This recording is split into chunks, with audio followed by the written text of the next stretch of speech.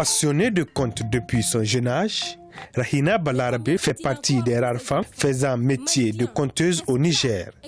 En 2007, à travers le Festival international de contes dénommé Gatang Gatang, elle a fait ses premiers pas sur scène.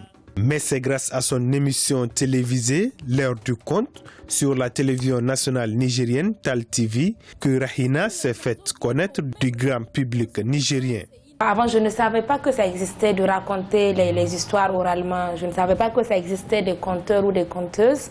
Donc, j'ai écrit quelques contes à travers mon imagination qui se focalise beaucoup plus sur le réel. Comme pourquoi on ne peut pas regarder longtemps le soleil au Sahel, pourquoi les maisons ont des portes, pourquoi, voilà, c'est des questions comme ça que je me posais et je les traduisais par les contes. Au pays des oiseaux, les journées sont pleines de couleurs et d'énergie diversifiée.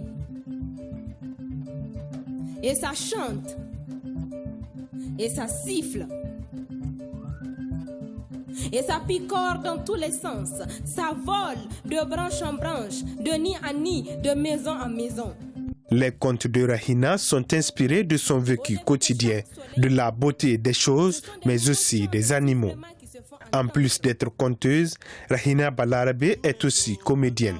Elle a joué dans plusieurs pièces théâtrales, dont Madame la Juge en 2008 et au Festival Émergence dans une pièce intitulée Chez Tifa. Les contes ici, on peut dire que ça fait partie de nous. Les contes ont toujours existé ici. C'était la première école.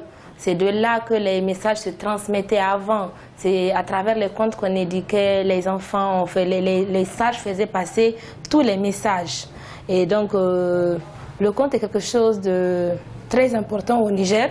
Et les Nigériens, ils aiment les contes. Et beaucoup de Nigériens, quand même, connaissaient avant des contes. Maintenant, avec la modernisation, c'est de plus en plus rare de voir des gens qui s'intéressent. Aujourd'hui, elle a à son actif un album de contes musicaux de 4 titres.